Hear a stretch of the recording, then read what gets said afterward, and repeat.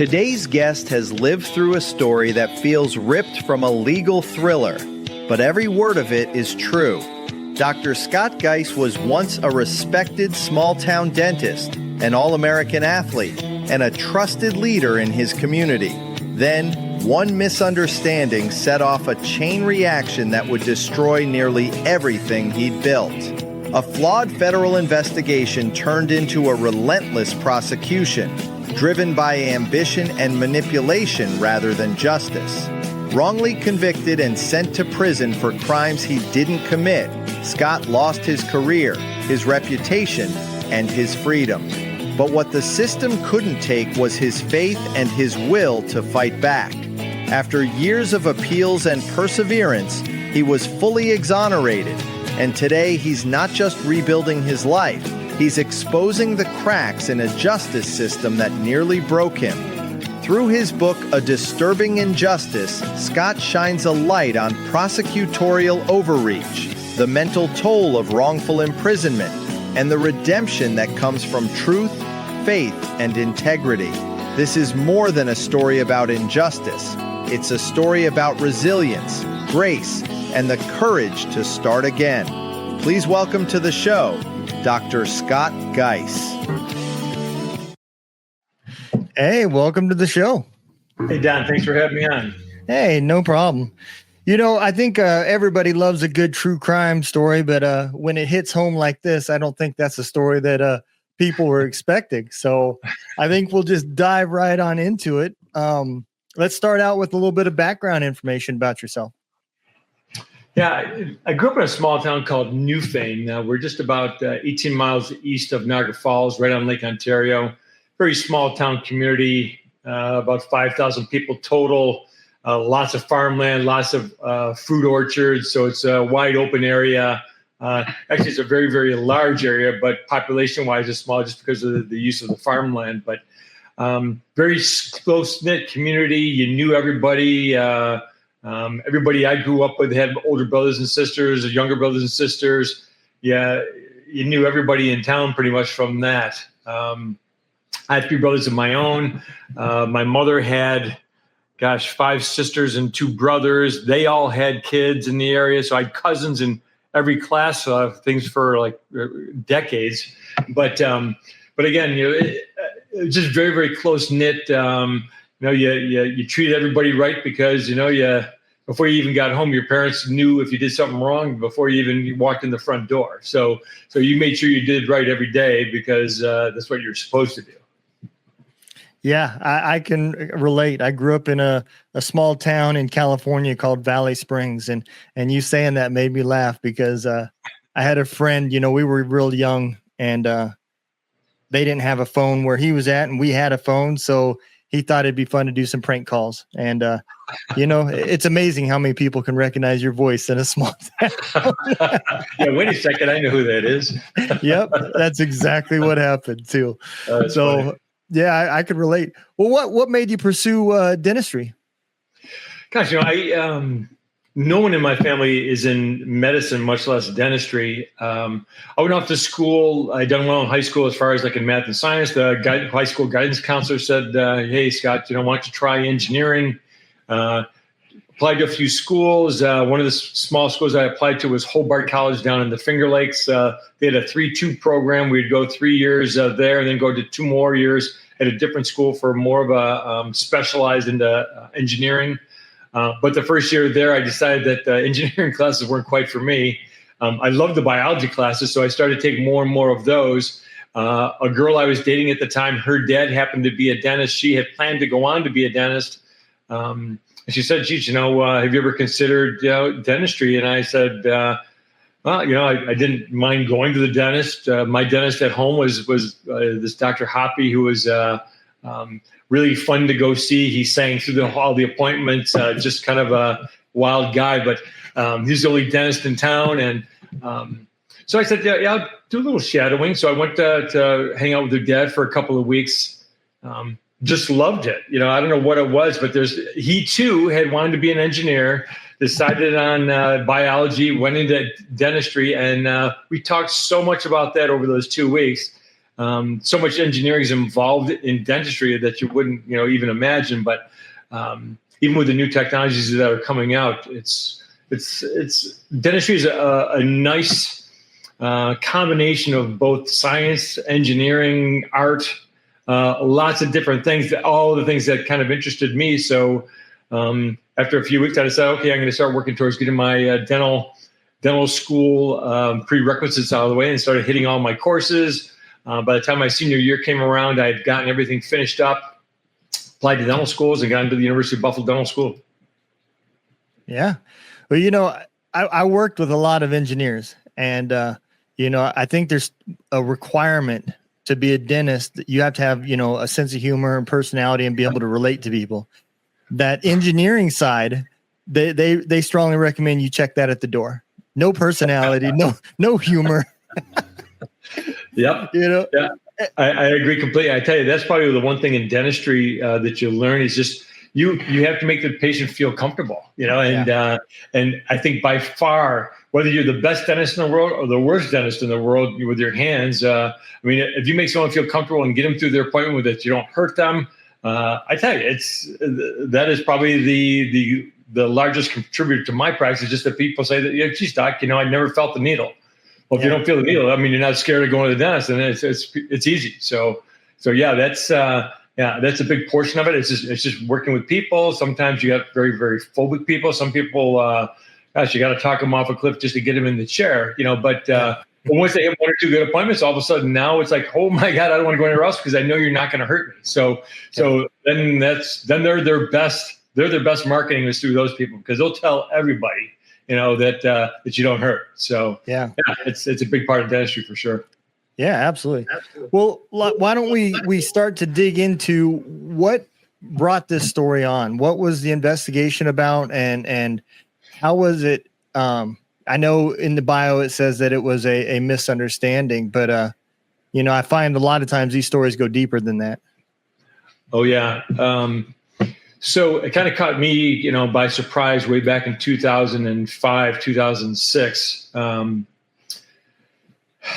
How the story goes is that Local 91 union, it's in Niagara Falls, it's a concrete contractors union. They had been involved in a lot of racketeering investigation through the FBI for decades. This is something that has been going on for a long, long time. If you go to Niagara Falls, U.S. side, you'll see that the U.S. side is not quite as tourist friendly as maybe the Canadian side is. You go to the Canadian side and it's just like, Disney World over there. There's neon signs and so many things to do, and it's been developed out really nice. It's clean, and you feel like you're in a touristy place. You go to the United States side, and most of Niagara Falls you would think would be just booming. But for years and years and years, just for whatever reason, things just didn't go well. Whether it's politics at the top between, one side or another, who knows? But there were always issues going on in Niagara Falls. I lost your sound. Niagara Falls, invested by the FBI for years. They just done a huge bust in 2005. Just after the FBI agent was involved in my case, received a phone call from honestly, someone saying that couples were using their insurance, their insurance submitted false bills to be paid through insurance companies. So again, a whole other side of the kind of, you open a whole other side of the FBI's investigation of Local 91. The that was supposed to submit false bills to be my hygienist. Her name's her husband was the Local 91 member, but through that they questioned my hygienist about what had been doing. Well, that just happened that the AI agent that was involved happened to be up to mine as well, and hygienist was hygienist. So they had I would guess I would call it a working relationship, and Back in 2005, when the FBI started investigating Local 91 about the illegal use of their insurance plan, it just happened that an anonymous call was brought up that singled out my hygienist and her husband. Her husband happened to be a member of the Local 91 membership. So as soon as they saw the name, well, the FBI agent at the time, that happened to be his hygienist from my office. So they began to question her about what was happening. Well, whatever their conversations were, the hygienist blamed the false bill on me. She said that I submitted to the union for monies that they received. Obviously, it doesn't make any sense that I would submit something so that they could receive the money. They all knew that they received the money, but anyway, somehow she got me involved, and they said that I was the person that suggested that they submit false bills to their insurance company. So that brought the FBI toward. I want to take a moment and thank everybody that watches the show. We've been doing this for 4 years now, and man, we couldn't do it without your guys' support. So thank you very much for watching. If you haven't subscribed yet or have not listened to the audio podcast, make sure you go over and you leave a comment, like, review, all those good things over at Apple and Spotify. It truly helps us out. Make sure if you're watching on YouTube that you take the moment and subscribe to our channel. All of these things help us out and allow us to reach more people, helps put us in the algorithm and keeps everybody in the know. So again, thank all of you guys for watching this. I hope you enjoy it. And I'm looking forward to another year of great stories and meeting some great people. So thank you. Have a good day. Back to the show. Me. So as we started to talk about it, I didn't have a criminal lawyer at the time. I was hoping to stay as far away from criminal law as I possibly could for my entire life. But my corporate attorney said, hey, let's just set up a meeting. You don't have anything to hide. Let's just talk to them and let them know what the heck's going on. And if they have questions to ask you about this treatment that this couple has submitted for, then you should be good. So we had that meeting. Once we got into that meeting, all of a sudden they started to, push kind of things down my throat. And I said, listen, first of all, I don't know where the union is. I have no idea who's in the union. I still to this day have no idea where the office to Local 91 union is. I could care less. It has nothing to do with my business or my life. But anyways, they made it sound that like I had helped them create a bill so they could take monies out of the union welfare fund. So with that, I think that the FBI agent simply just kept asking that his friend, the hygienist, that that she'd have to give them something bigger, or she's going to take the hit for this crime. So she worked with them to take down a bigger fish, which was me. So all through this whole issue, I kept saying to my lawyer, okay, first of all, they showed me what they submitted. Actually, one night, Tony, the husband, came to my house because he knew things were starting to getting a little bit more heated on their end.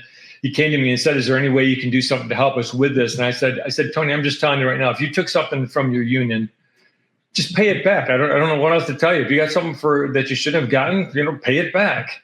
So when he showed me what they submitted, it looks just like, if you asked me to draw with a crayon $100 bill and you took it to your bank and somehow the teller paid you the $100 in 20s instead of that $100 bill, is it the teller that did wrong? Was it you that submitted that? Or is it me that somehow put down something on a piece of paper that looked like close to a $100 bill with a crayon? Obviously, no one else would ever realize that that's not a counterfeit bill of some kind.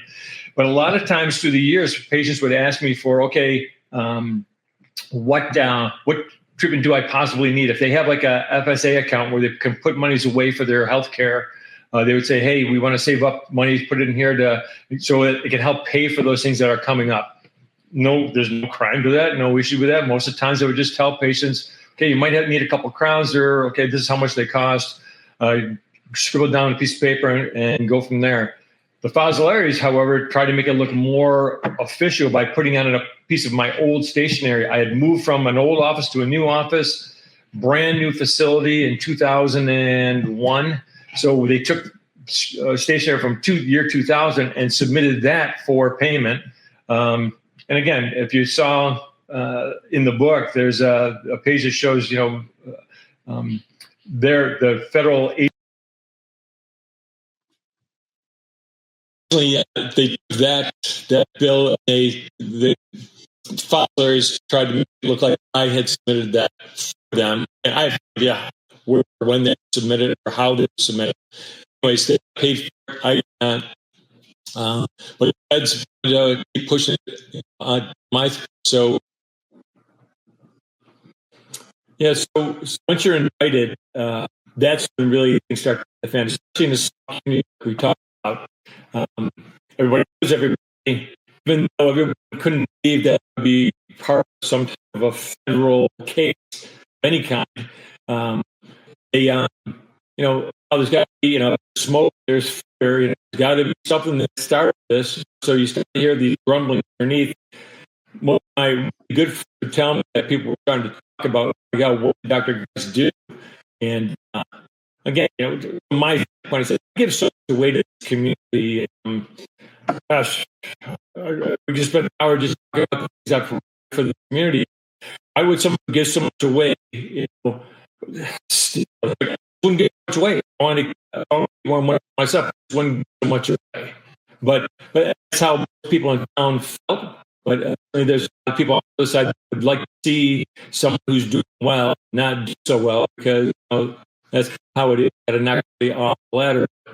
And I tried to be so upfront everything in town, and to this day I still take care of a gazebo. It's the center of our local business area.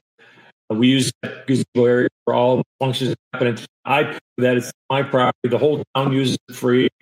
I do all the maintenance, things like that. So again, it's hard for me to believe that a judge look at that and go, wait a second, maybe we've got this wrong. Maybe the prosecutor is pushing something that really isn't there. Maybe there's nothing involved here, but that never happened. No one stood up and said, "Hey, you know what? This can't be right." Yeah. Man, we're really having some technical difficulties. So we did discuss what had happened, and just to kind of back up, so we make sure we catch everything. It seems like what happened was a member of this union had falsified some insurance documents or bills from your practice to get reimbursed for something that they didn't pay for. Correct. They never had done. And so I don't think it doesn't sound like this was a crime on the union side, and it definitely doesn't sound like it was a crime on your side. It sounds like what happened was the couple that did this, then to get out of it, escalated it as they were just following a mastermind to get extra money. Correct. Does that pretty well sums it up? It is, and when you look at it from that standpoint, it's like, okay, wait a second. The couple submitted something to an insurance company that I thought was an insurance company. I think the FBI thought it was an insurance company. So they kept saying that I was submitting bills on their behalf for treatment that I never performed. So from my end, it's a felony for me to falsify things to an insurance company. I can't. We probably heard stories of maybe a doctor submitting bills through Medicare or Medicaid for things that they never did. Well, that's where this whole thing comes down to, because in New York State in 2005, there was a big. They were trying to bust up any of the medical offices that were doing this with any Medicaid or Medicare insurances. I've never participated in either one of them. It was those government insurance agencies that they were trying to bust up, anything that to do with fraud. Yeah. So they had a lot of, people trying to show that they were doing their part in protecting the, community against fraud. So the FBI guys jumped all over that. So now they're saying that I was committing fraud because I was giving false bills to people to submit for payments for things that were never done. So that's how they pushed it back towards me. And saying that, so I had to go to this meeting with the FBI. I only had one meeting with the FBI with my corporate lawyer before I had a criminal lawyer. And all they wanted me there for was to, whether or not the things that the FOS lawyers had submitted for had been done or not. So I went there. I said, no, none of this has ever been done. None of this work was ever done. And I said, I've never submitted for anything. I've never submitted something for the FOS lawyers to where? I don't even know what you're talking about. The local 91, who's their insurance carrier? I have no idea. Well, come to find out, when they started to investigate me and looking into these, patients that had supposedly this, other things that were done, they tried to go after any other patients that I had that had something done that was incorrect. Well, this is information that was given to them through Wendy Fazzolari to try to find more stuff on me to get me in trouble. Obviously give me up for the bigger story. So they went to these patients and saw that there were no fillings in their mouth. They actually had patients come to the door and had patients open their mouths because the patients called me and told me, they go, listen, doc, this person came to my door because he wanted to see if you had done fillings on me, and they'd open their mouths and they would take pictures of their mouth. And they didn't see any fillings. So they go, well, yeah, Geiss never did the fillings. Well, newer fillings, white colored composites, you can't see them. And that's the benefit of them. You don't even know there's a filling in your mouth. Well, then all of a sudden the FBI changed their tune. Oh no, he did things that he tried to get payment for things that were worth more than what he did. And everything kept changing because they kept stumbling and finding that everything I told them was true. However, the further they got into it, they tried to rack up a whole bunch of charges on me. My original indictment was only for 9 charges they said it was helping the FOS lawyers was one. And then the next 8 were all about treatment on patients that they couldn't verify that I had done the work. So my original indictments were for 9 charges. So once again, you don't want to be indicted for 1 charge, much less 9. But I held in there when I went in for the arraignment with my lawyers, and we went up in front of a magistrate judge, and he says, Mr. Geiss, how do you plead? And I said, I am not guilty. And I said, right to my lawyers right there, I said, listen, I want you to go shove this indictment up that prosecutors, what? And And I'm in this, I want to go to trial. Let's beat them in trial. They don't have anything. This is so stupid.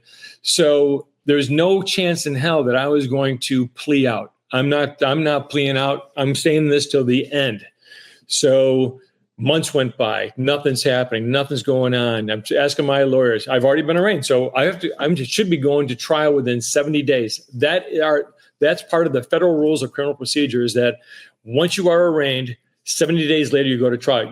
Otherwise, if someone was arrested, fortunately, I was not arrested. I was not in a jail cell anywhere. I'm home, still working on patients, still trying to live a normal life with an indictment hanging over my head and possible, jury trials and all this stuff.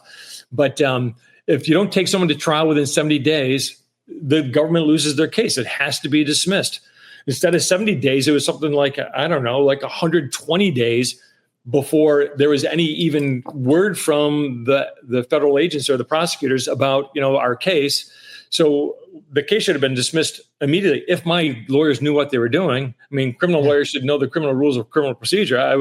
That would be like, as a dentist, not, knowing what a hand mirror and an explorer is. It's like, come on, those are basic things that should be known. But unfortunately, my lawyers didn't do anything about that. They just let it go.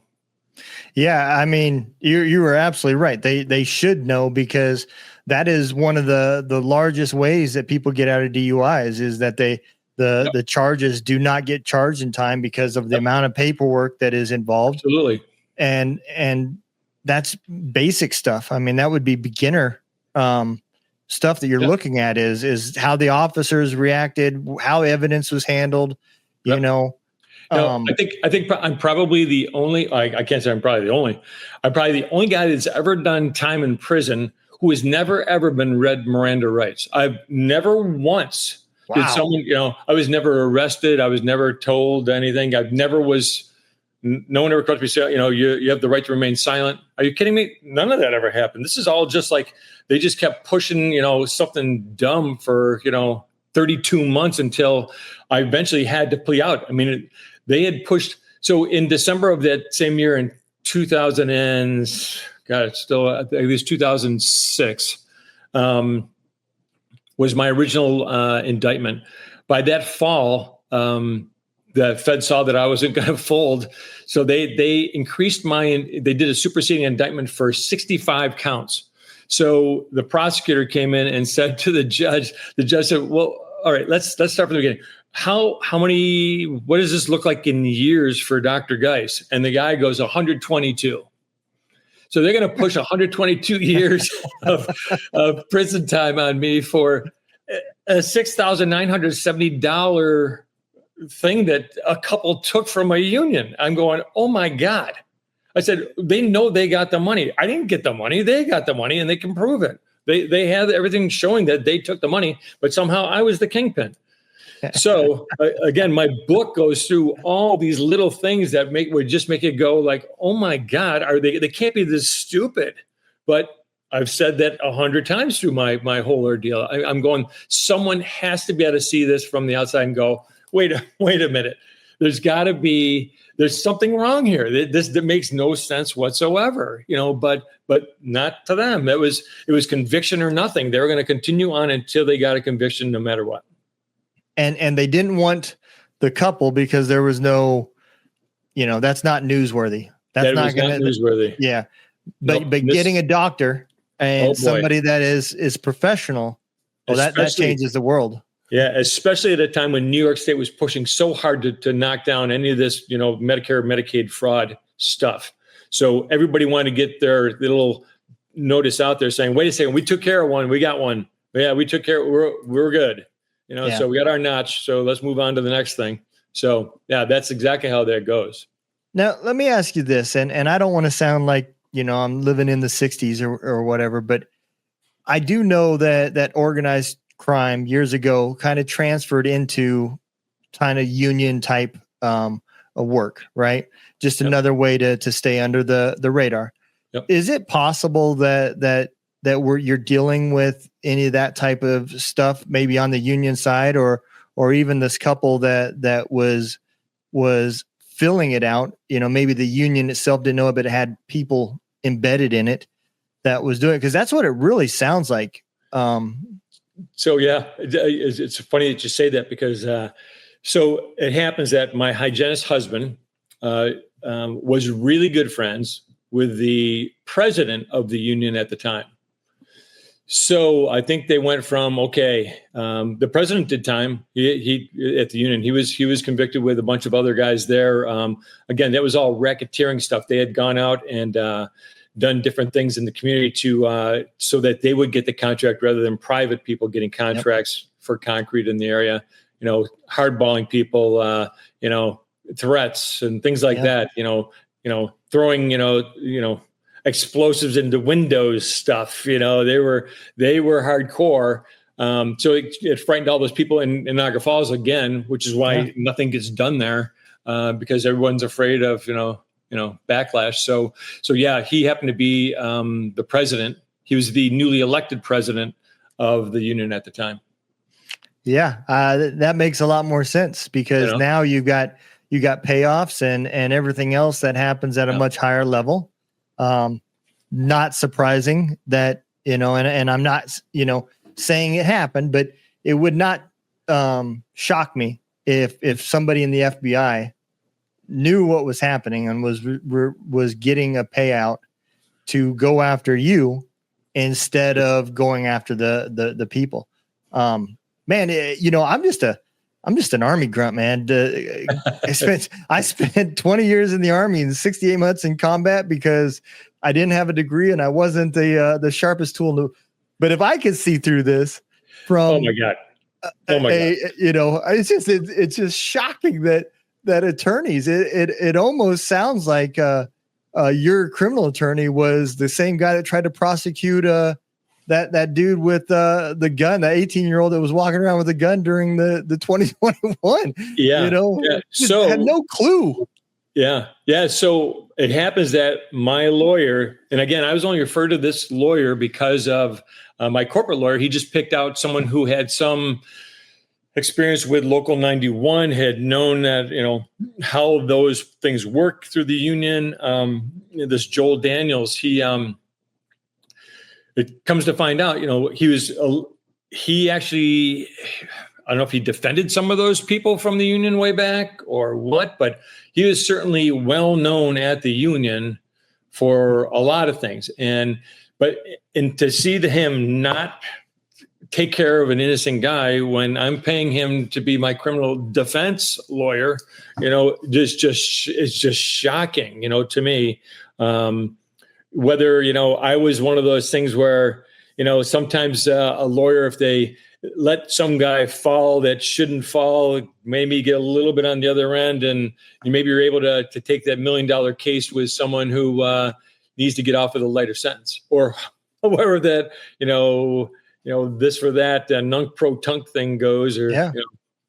I mean, it makes perfect sense. If he's defended a bunch of those people, he obviously knows, what's going on. If I have to defend Alice, and then later on I have to defend Bob, and then I have to defend Charlie, all on the same things, it's pretty safe to say that what I'm defending is happening. I'm just getting lucky that the other side is idiots and don't know how to put together a case. Exactly. But in this situation, it benefits him. I mean, he's taking your money, correct, intentionally losing, and then getting the payoffs from the other side, So, and believe me, it's like, I hate to even think that people are like this. I mean, I live in a world where I'm giving everybody a second doubt, I'll give anybody a second chance, but if you keep burning me, it's like, someday, one day I'm going to have to walk away. I'm sorry. That's just how that goes. But yeah, I was very, I guess, upset with the way my guys, their energy toward my case was just appalling. I'd be like, okay, we'd talk over things, and the next time we meet, we'd be talking about the same thing. I said, wait, we've already gone over all this stuff. What else do you need from me to show what? How can I prove my innocence? What do we need so we can do that? That's what you guys should be asking me. Let's start talking about this stuff. I'm not the lawyer here. That's why I hired someone. I don't want to know anything about this law crap. But I'm just telling you, you need to get on this, and you need to find out what it is the prosecutor thinks they have, find out how we can prove that didn't happen, and then we should be out of this thing. And this should have happened way before the indictment. But once the indictment hits, they're not going to let go of that indictment for nothing. Once you're in their system, I just don't. I don't know how they would. They don't want to let it go because it's either they were dumb to begin with, or, oh my God, we just couldn't get enough proof to prove it. But they need that to get the indictment. They should have had all that before the indictment. And that's what a grand jury is supposed to look at before you're indicted. That's what they're there for. They're going to go, wait a minute, there's not enough stuff here. There's no way this guy did this, So well, for starters, it should have never even got to an indictment. It should have never got to a grand jury. No way. There was so many things that, like you said, the case wasn't presented in a timely manner, like what was supposed to have been done. There had been no Miranda rights. So anything that you said in prior or after is inadmissible. Exactly. There's literally nothing that they have other than, unless they gave the other side Miranda rights, and then they can use what that person said, but they can't use anything that you said, right? To incriminate you. And man, that is absolutely ridiculous. You can't tell me. I mean, all laws, if you didn't file your taxes and your only defense is I didn't know I was supposed to, well, ignorance of the law is not a defense. and to continue on with this nonsense due to all the ignorance that happened prior, well, that's no reason to continue on because, I didn't get paperwork signed in time, or I didn't do this, or I didn't do that. No, this was them buying extra time to try to take a case that they were struggling to make and figure out how they were going to tie it together. Exactly. Yep. It's like, how do I make this all fit into their idea of what they want to have happen? Yeah. Yeah. So you go to court and you're listening to the nonsense on both sides and you're like wishing that the dream would just get over with so you could wake up. What did the judge actually found you guilty? So what happened is, it came down to, so there was, it was supposed to be a month long of trial. So the first day is jury selection. Okay. That is a day in itself. And in my book, I kind of spell it out, like the absurdity of it, but just the questions that were asked. And, we're talking about SpongeBob and things when my life's on the line and they're talking, my kids are going to watch SpongeBob and the judge going, oh my God, what is SpongeBob? And he's looking at his clerk going like, oh, who's SpongeBob? And it's just that sick feeling in your stomach as you're watching this stuff going on. And I'm going, this cannot be how court is supposed to be. It's not like how you see it on TV. I know that, but it's just, it can't be like this. And so we picked the jurors, got done with that. The first day, the government gets to, plead their case all day. It's all government. So what they did is they hired a dentist to come in and, talk about, now that it's 65 counts, it's 1 count of helping the fossilarians. It's 6 counts of taxes. Again, that's a whole nother set of crazy issues. And then all the rest are treatment, like things that they say I didn't do, so things I didn't, that I did illegally or somehow, I never had a complaint from a patient or an insurance company in my entire career, not one. So it's not like a patient complained or the insurance company complained that I was overbilling them or something. None of that has ever happened to this day, even after all that, it still has never happened. Yeah. So to me, it was like, well, wait a second, I'm writing down notes. I look at my lawyers, they're slunched back in their chairs like, this is like the most boring day of their lives. And they don't care, what the government's saying. I'm all over. I've got 2 legal pads full of notes showing how their expert witness is wrong. There's codes and things for each individual procedure and he's saying them wrong. And he's just making it sound like I was doing something wrong. And they paid that guy $35,000 to be an expert witness for 1 day, stuff like that. That's where our money goes. That expert witness. And I asked specifically, I wanted to find out exactly how much that guy was paid by the feds to, lie about me, $35,000. And wow. It's just insane.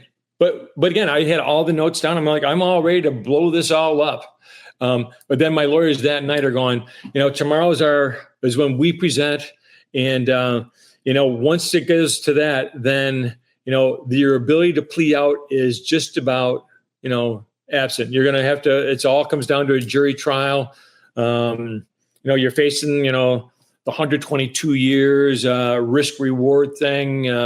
This is again, after 32 months of fighting this thing, paying my lawyers, trying to work on the other side. I've got 3 young boys I'm taking care of. I'm a single father. It's like, you've got to be kidding me. By that point, I was just like, I called my entire family that night and I said, what do you think? I'm at a loss here. I don't know what else to do. If I go to trial and I lose, I'm absolutely screwed.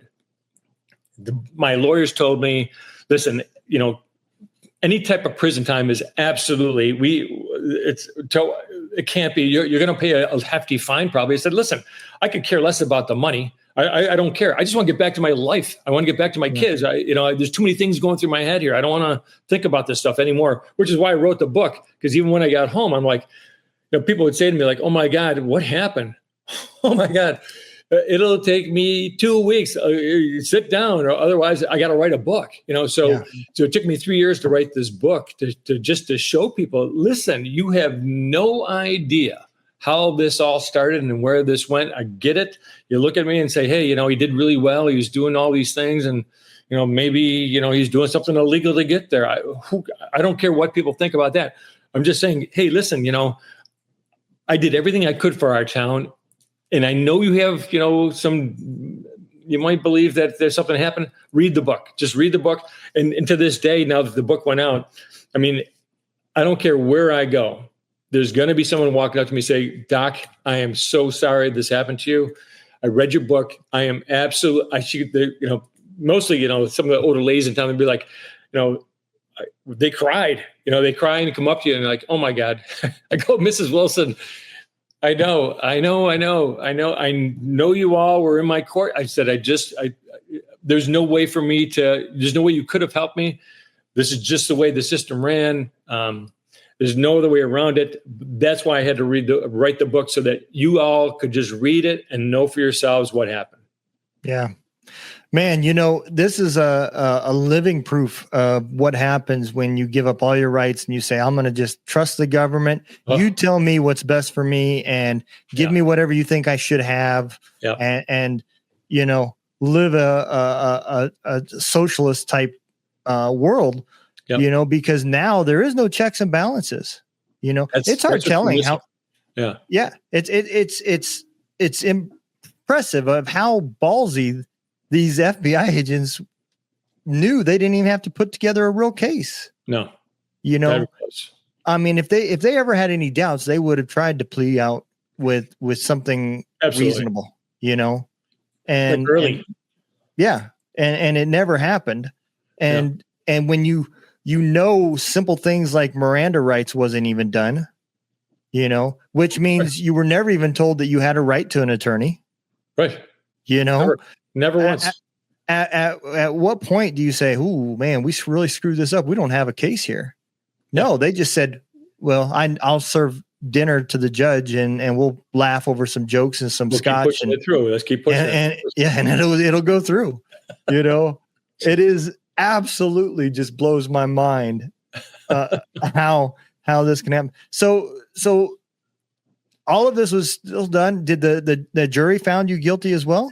No, I had to plea out. Well, I chose to plea out at that point. So by pleading out, the next day you got to go in. They released the jury, and then comes months later comes to sentencing. So at sentencing, before sentencing, you got to do all these things. I had anybody in town that would write on my behalf. I submitted 65, 70 letters from local people saying how absolutely ridiculous this was. At sentencing, the judge goes, I just want you to know that I've never, ever, ever received this many letters on someone's behalf, beautiful letters from people telling me, that you should not be here, that this is an absolute travesty of justice, and that that you should not be here. But when I look at the bigger picture, all I can see is, that you must be a very, very greedy person.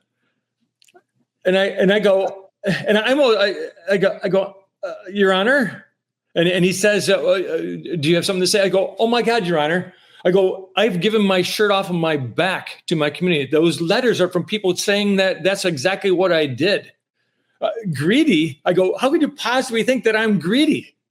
And then he goes, well, I'm going to go have a little recess in my quarters. I'll be back in 15 minutes. Comes back in. I am now sentencing Dr. Geiss to 15 months in federal prison. I had the whole courtroom full of people came up to be there to see me be released and be done with this thing. But because I pled out, they're hoping that I just get a fine. They're doing the same thing. They're thinking, okay, it's going to be a slap. He'll be done. He gets back to his family. No, I got to go to prison. The place erupted. There's people crying behind me. Oh my God. It was just insane. Everybody's going, no. I mean, people are vocal, like, no, they're like, no, come on. Come on, judge. It's like, oh my God. So quickly they emptied the courtroom, so people weren't in the courtroom, and the judge had already, busted his ass out, So it was like, okay. So everybody's starting talking to me out in the lobby, and just cannot believe it. So to be given prison time, especially after my lawyer said in the paper that they expected no prison time. So again, all right, what are my lawyers talking about? They seem not to know anything at this point now. But so now it becomes even more of a nightmare, because now they're going to give me a day to report to a prison. You don't get arrested. They don't pull you away somewhere. No, I have to self-report. I have to self-surrender to a federal penitentiary, and, it's, again, that's a whole nother set of kind of, oh my God, that can't be. I was supposed to be going to McKean, which is down south of Buffalo, just into Pennsylvania, 2 hours away. They're supposed to keep you within a couple hours away so that you can have visits from your family. I had actually meetings with my lawyers, with a guy that was a former lawyer who done something wrong, had gone to McKean. So he was talking to me about prison life, what it's going to be like. He wanted to prepare me a little bit for what's going to happen when I go to prison. So I go through, spend a day talking with this guy. And now just about 3 weeks before I'm supposed to leave, all of a sudden I get a new set of orders to go to Scranton, PA. It's called Canaan, Canaan. It's in the northeast corner of Pennsylvania. Now it's 5.5 hours away, and I don't know if just they got wind that I was trying to prepare myself for prison or what it was, but now they're going to stick it to me harder, because now I'm going to go 5.5 hours away. So my mom and dad have to drive my kids 5.5 hours away instead of 2 hours away. So one night my son's playing football. He's got a high school football game. I got to leave I'm at a football game with my son. I got to leave during the game to go to prison. So, we all sat in the stands, watched my eldest son play football. Just, I didn't want to think of the picture, Don, because it's terrible. Yeah. Anyways, I can't even imagine. I've been through some shitty situations, but I can't even imagine. This just sounds like an absolute nightmare. And we're talking about a $6,000 bill. Correct. That supposedly, it doesn't sound like they found any more that was done like this had been done over and over and over again to mount up to a large number. And the suggestion is we're going to give you more time than most rapists get. Yes. I mean, that is absurd. Yes. Yep. So during the during the court proceedings leading up to my having to plea out, originally they were going after count one. So 65 counts, and the judge, when they did the superseding indictment, there's the local 91 count, there's tax counts, and then there's treatment counts. So there's three separate issues that they all lobbed in, let's throw everything in there, something's going to hit it, something might hit, okay, we'll go with that. So they said to the government, all right, my lawyers put in a motion to severance. It just means they can separate them into three separate things. They're all not together. They're not related. My patients are not parts of the union. My tax returns are not part of the union, nor any other way that you could possibly imagine. Nothing fits together anyway. So they could be severed. Thankfully, the judge granted severance. Otherwise, I would have been super screwed. But we have severance. So the judge asked, the government, okay, what count or counts do you want to go after? And they said count one. That was their best case. That's what they had the most on, was count one, the local 91 stuff. So for 6 months, we're preparing for trial. And during that time, my lawyers had not gone back to the union to get information that I thought had to be there. Ironically, the person that made the anonymous call to the union way back in 2005 was the sister of the union member. So I found out through the grapevine that it was the sister of the union member that called and just because she and my hygienist, came to odds, my hygienist could be a real BIT. And I tell you what, I can understand it. I understand why she did it. But once that started, they were telling me, the sister had approached me and told me how to find the information. So I finally get my lawyers to go to the union to find this information. They refused. I hired a private investigator. I said, screw it. If they're not going to go, I'm going to get my own guy. Got a private investigator. He went and started to, rouse around the union. My lawyers got word of it. They come back and said, hey, I said, listen, one way or the other, we need this information. So either you do it or he does it, one or the other. So they go back. Now they've got the information that I can use to throw this count one out the window. And what we found out was that I wasn't the mastermind of this thing where we submit bills to the insurance company. Ironically, the union members, it's called a union welfare fund. It's not even an insurance. It's just like it's kind of one of those funds where you can put money into it and you can use it for home repairs. You can use it for vacations. You can use it for anything you want to. But if you take it out for your medical expenses, you just don't have to pay taxes on it. It's a tax-free account if it's for medical bills. So when you look at it and you go back through the years, every single year they made a withdrawal for medical expenses way before they knew me. She had worked for other dentists. Things were happening there too. Every year they have to keep at least $1,000 in their account.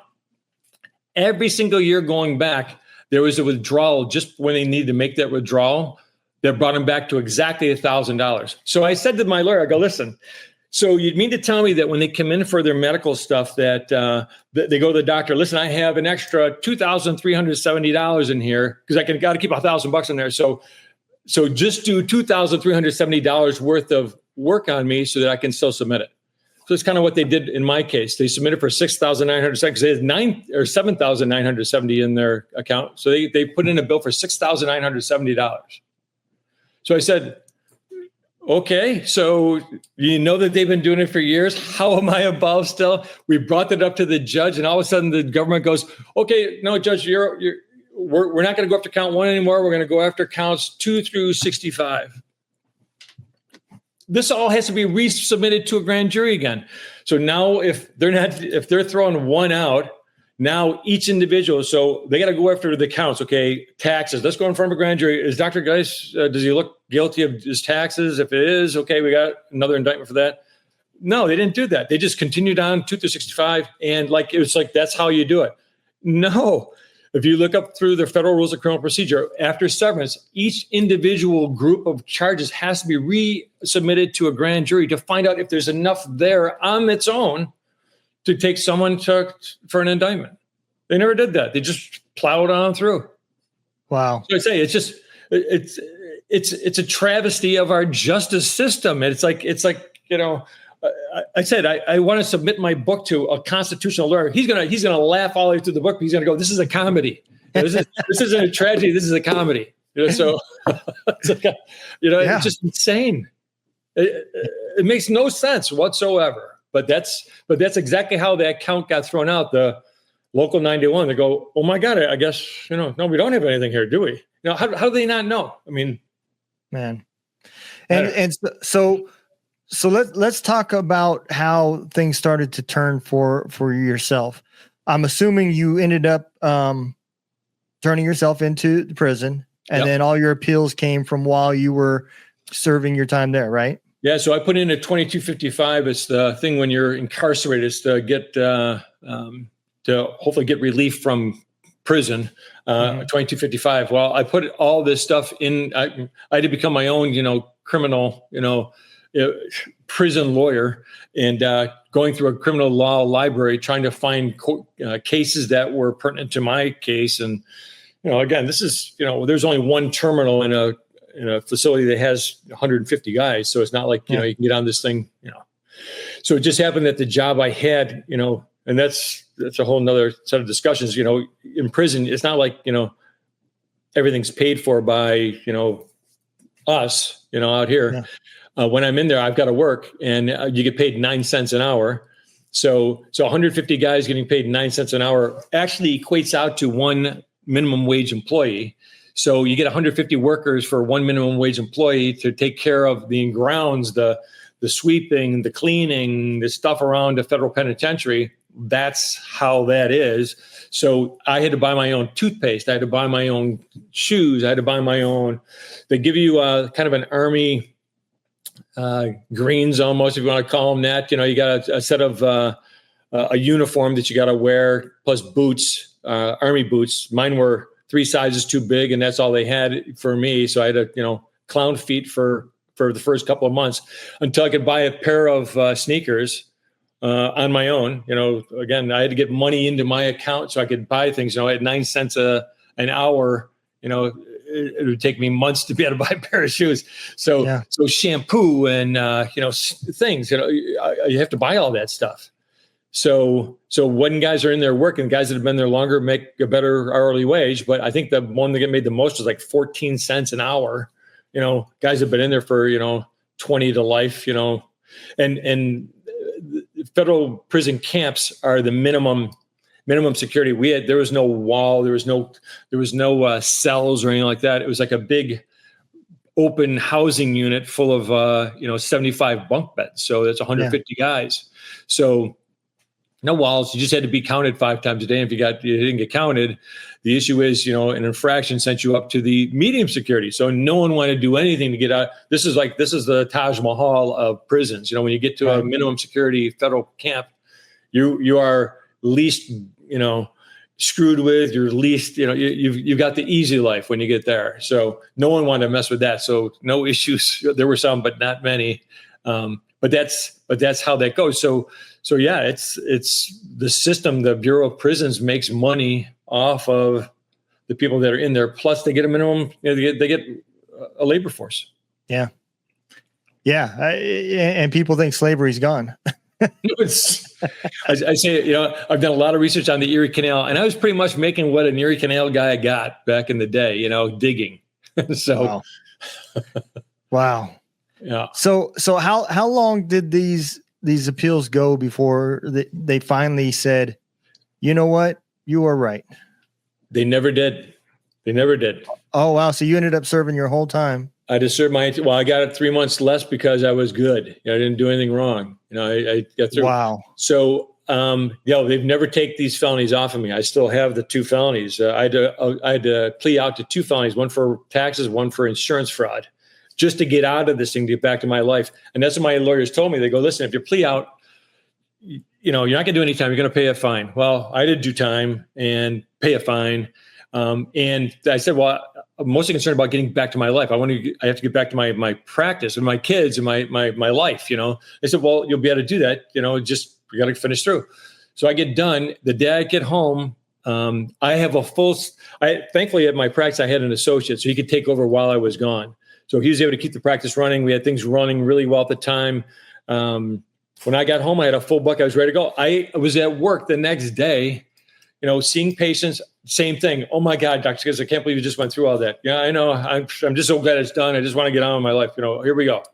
We're going. 9 months later, the New York State Education Department shows up, and they're going to revoke my dental license because of my convictions. So 9 months later, in July of 2012, they take my license, and now I have to sell my practice to my associate because without a dental license, you can't own a dental practice in New York State. So all this stuff. So I had to sell the practice, and then I'm out of work. I can't. It was just insane. And again, I have 3 boys. Kids. Things. I'm a parent. Come on. You can't. What else can you take from me right now? It's like. Yeah. I have. What do I have left? I have nothing left. So I had to wait 3 total years before I could reapply to New York State to get my license back. So during those 3 years, I had properties. I have a property in Lockport right on the Erie Canal, which again, why I brought up the, Erie Canal digger, because, my property was built during that time, and just, the history there in Lockport is crazy. But so I just spent my time working on things there, hoping I could do maybe tours out of my place. I'm trying to think of other ways I can make a living, Yeah. You're that far into dentistry, it's like, dentistry hardcore, but it's kind of hard to pick up new things sometimes. But I'm like, well, okay, I'm going to be a docent, and I'm going to do tours of, Lockport history and dive into this, I guess. Here we go. So I'm doing it. And then I started working through the whole dental thing again. So everybody I talked to on that side of things, it was unanimous. I had to go in front of a board. There's three hurdles I had to get through. Each one of them was scheduled a year apart. So I get through the first hurdle. I'm happier in how my lawyer, I have to hire another lawyer after doing everything else to try to get me through this process. And he says, so once I got through that first hurdle, I was unanimous that I should, go on to the next. Well, I said, well, when is that? It's like, what, next month? Let's go. And he's like, no, next year. I'm like, another year. He said, yeah, and a whole nother year before the next one. I go, you gotta be kidding me. What, you kidding me? How, that's it? One day every year. It's like, so I had to go back to what I was doing and try to get things ready for the next one. Got through the next hurdle. Same thing, unanimously. I should be back in dentistry. And they were appalled by what they charged me with, why they even thought, that I did something wrong was beyond them. And so three years later, so by May of 2018, I finally got my dental license back again. So I've been back in practice since 2018, getting back to normal here. But yeah, but I still have 2 felonies on me that, I can never get rid of unless I go to the president and say, listen, whatever, get this off me, or someone in law to say, you know what, this guy got murdered, by the system, and we got to make this right somehow.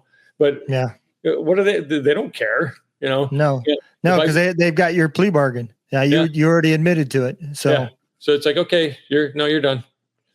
So and your defense attorney obviously didn't say anything about that. Hey, look, I know you're innocent, and I want you to know that if you do accept this plea bargain, it guarantees you a known outcome, which turned out to be not true. Yeah. And on top of that, you're going to get the least amount of time without risk. And so all of that happens, but he doesn't say, but if things don't go our way, you have no recourse. Right. Yeah. Hello. And I learned there's a thing called an Alford plea. It's like, so listen, I'm going to take the hit, but I'm still innocent, kind of thing. Yeah. That was also a thing. I didn't know that until I became, a prison lawyer. There's no way I'd have known that stuff before I went in, and just things like that, come on, I paid them money to take care of me, and, it didn't take care of me. I hate to even ask this, but what did the other people get for sentences? You said that the president ended up doing some time. What about the people that initially pointed the finger at you?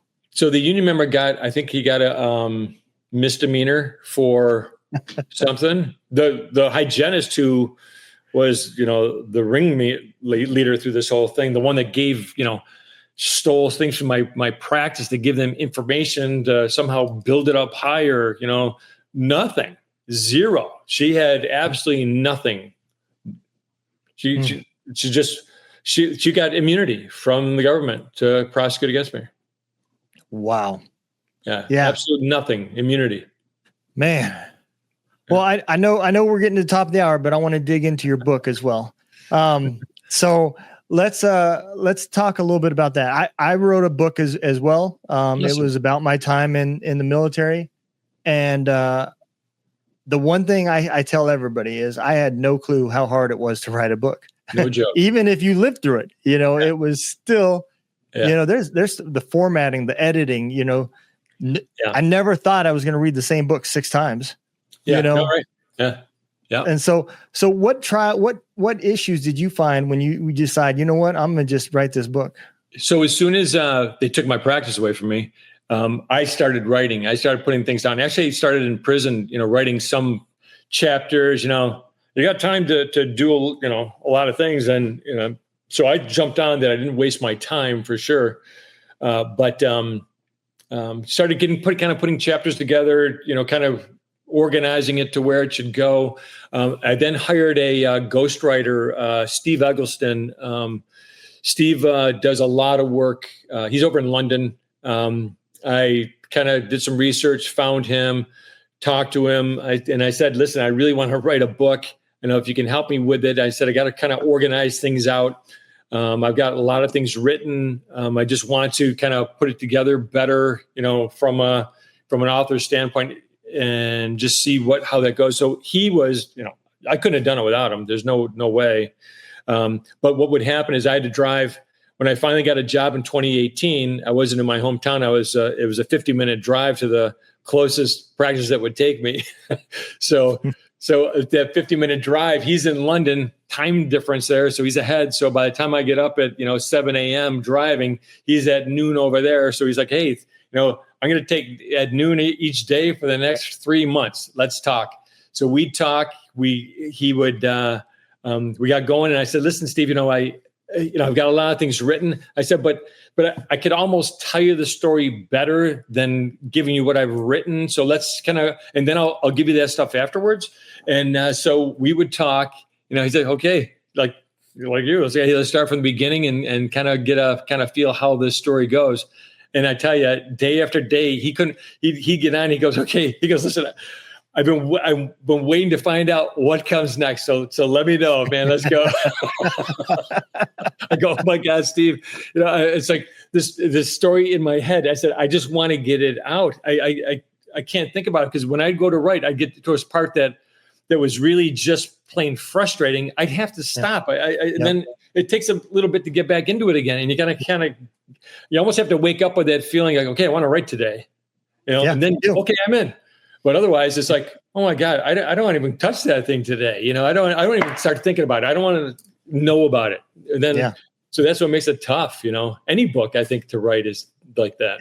Yeah, you are 100% correct. And people think, there's a very unique reason why people like Stephen King and everybody have made millions from this. And for all those people out there, I don't want to deter them from wanting to write a book. Yeah. The Stephen Kings and the Joe Rogans are not the norm. No. And if you're podcasting or if you're writing books thinking you're going to become a millionaire, you might want to re-examine it. Because it's just not the case. And it is not easy, especially something as personal as this. My first book took me a year, and it wasn't even a book. I was writing a document to my wife and kids explaining the things that I went through, because I lied for so many years, about everything being okay. And they just didn't understand, because I never shared it with them. So I wanted them to know without having to relive this stuff and have a conversation about it. And my daughter is the one who told me to publish it. And so I rewrote it again. And that's when, man, the editing process, I did all this stuff myself. I self-published, and I didn't do it to make any money. Like I've told people, the book's for sale, but if you can't afford it, reach out to me and I'll send you a copy. Yep. It wasn't about money. I just wanted people to be able to learn from the story. And that's experience. How this podcast has turned into, there's people out there that, and I'll talk about it after the show, but there's people out there that just believe that our government would never lie. It's more likely. It's more likely the Pope would lie than our government. They're never going to lie to us. Yeah.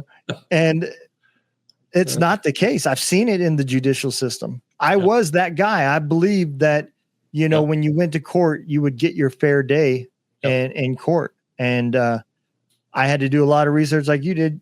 And I learned that's not the case. There's a lot of, a lot of people don't understand that the counties and everybody, they make money from you being on probation.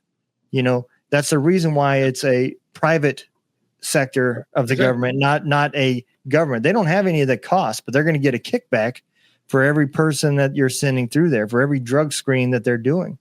And so it is very, very, I've never heard a story as brutal as yours, with the government, but, I have seen, like the situation I was talking about myself, minor situations where it just starts to show you the cracks. Right. You got to see the whole vase thrown on the floor and bust it in a million pieces. And I know how to fix it. It's like, to tell you the truth, if someone would just listen, it's like, listen, for their own benefit, like for everybody's benefit, it's not rocket science here. You can't